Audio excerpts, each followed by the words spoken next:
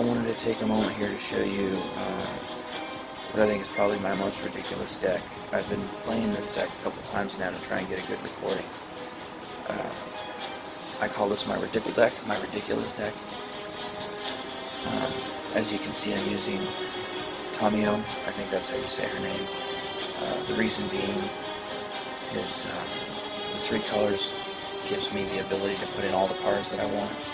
Also a last ability, which gives me a bonus of 12 or 4 turns, which actually isn't 4 turns, it's 2 rounds, so 2 of those turns are your opponent's turn, but that's okay.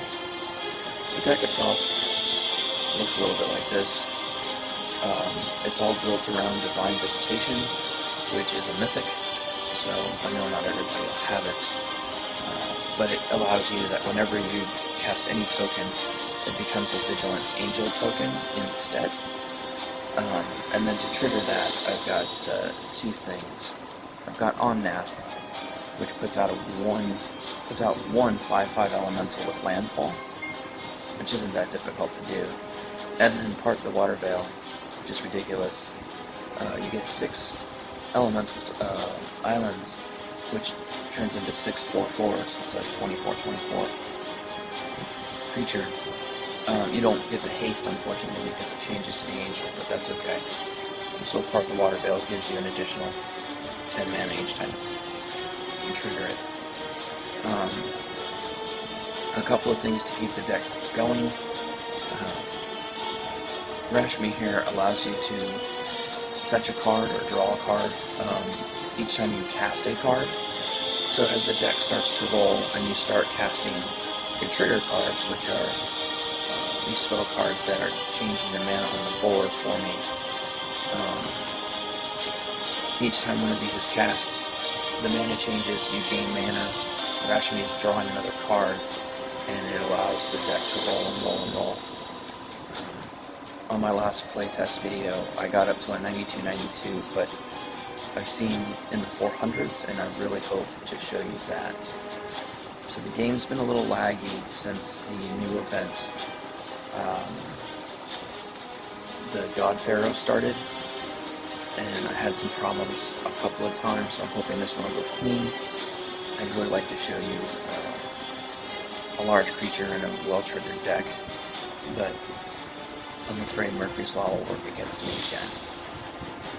Here we go. Let's see what we've got.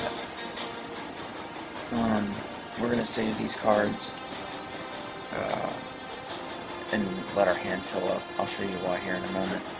The first card here in our hand is triggered based on the number of cards in your hand. So we want more in our hand. Plus, I don't have any of the creature triggers or Divine Visitation yet, so we're just going to hold on to stuff. We're going to leave those 3 red gems for cost because this deck usually triggers within 3 turns, and so I'm not really worried about him at all.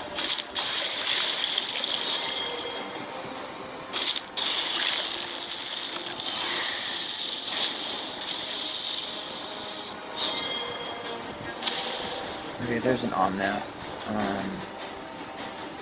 We'll allow Omnath to come out. Because even if I'm not getting my angels, Omnath is going to trigger large creatures. Let's see, let's do this here. Get a cascade.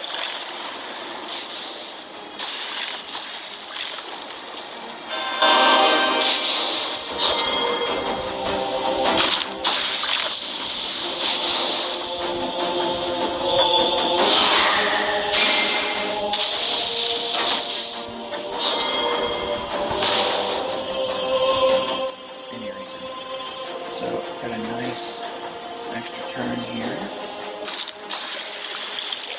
There's an elemental creature. And it's over here. So we'll get place this token.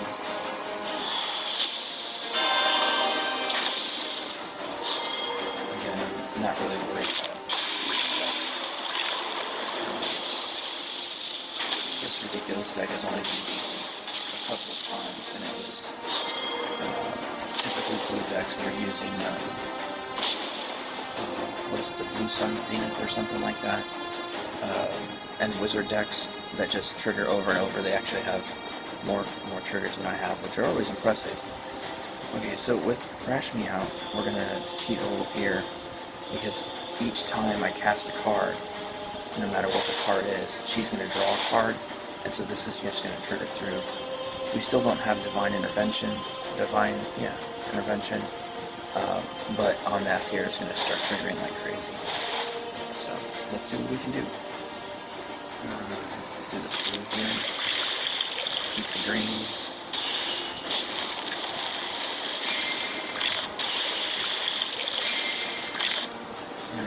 See each time you're drawing a card.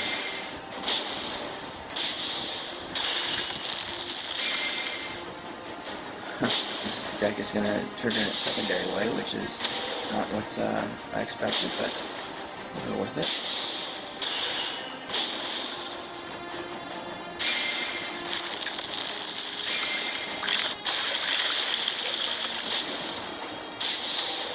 There's Divine Intervention. So we'll actually be getting rid of those Omnath tokens to put out the angels here in a moment. Nope, I guess not, because I'm not going to get further trigger here. The only problem with this is you can't sort your hand while the trigger's rolling, which makes sense, but you don't really know what's going on, so you see the spells pop up in your hand, but you don't know what the spell is. I had a lot of the drawing spell and in the Call to the Gatewatch, so that's a big creature.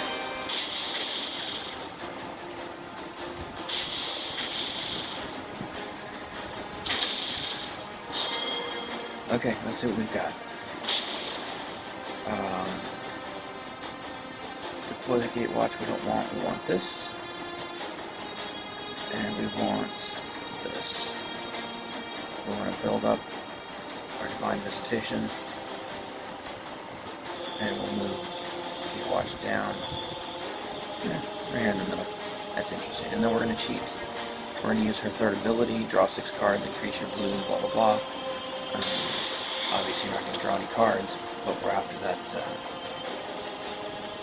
bonus.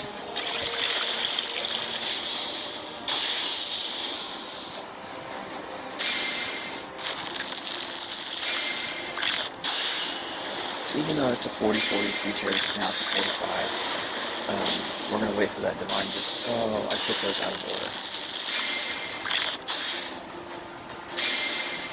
That was a mistake on my part. I should have that Divine Visitation before that next. And I don't know what that spell that's coming up is.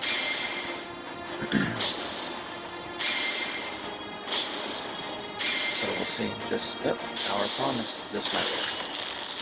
So we're going to replace the tokens with our Vigilant Angels. It's only going to be one at a time this time because we still haven't gotten a part of the Water Veil.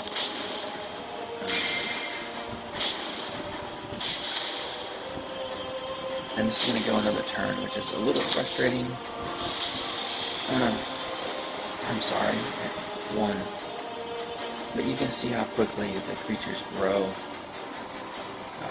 even without a part of the Water Veil and the Divine Visitation. But that's the nice thing about ridiculous decks.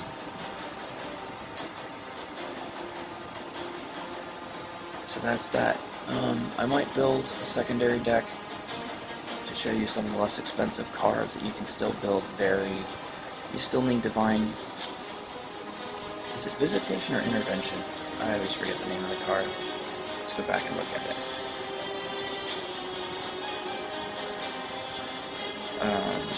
Yeah, Divine Visitation. That's your trigger card. But as you can see, with Omnath, since Divine Visitation and Parts of Water Veil never came out, we had that 50-50 or 60-60 something card using just Omnath's ability. And if you don't have some of, because there's a lot of mythic cards in here, if you don't have some of these bigger cards. There are alternate methods. One of my favorites is using Kiora. Where is she? There we go.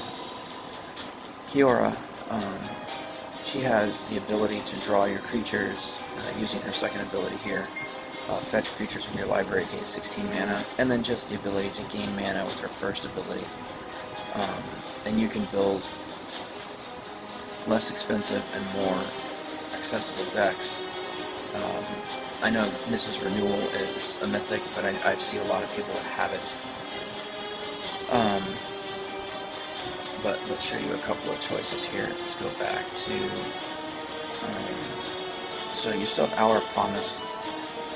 It's a mythic, but again, I see a lot of people who have it. If you don't, there are common cards. Shapeshift allows you to destroy all the gems on the field, so you get a lot of cascades that way. Then there's Thunderherd Migration. Oh, here's Beneath the Sands, a common. It costs 10, but it converts 8 gems and will often give you the cascades that you need, or at least the triggers that you need to trigger Omnath or some of the other cards. Again, you're trying to put out tokens.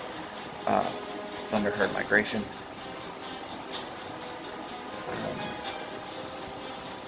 I don't often use Dinosaur, so I don't get that first part, but 10 for 10 gems is enough to get your triggers started.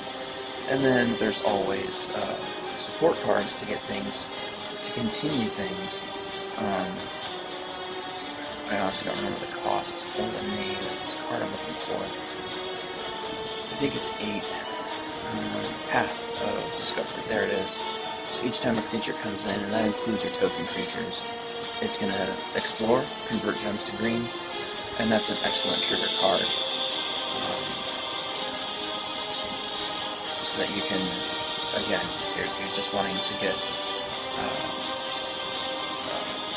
creatures out quickly. And there's a handful of cards that you can do that with, but Omnath is my favorite one. Again, it's a mythic card, I know, but it seems a lot of people have it, and so I think that it's a viable option. Anyway, that's that. Yes, I know, thank you. But there it is, my most ridiculous deck. I hope that was entertaining.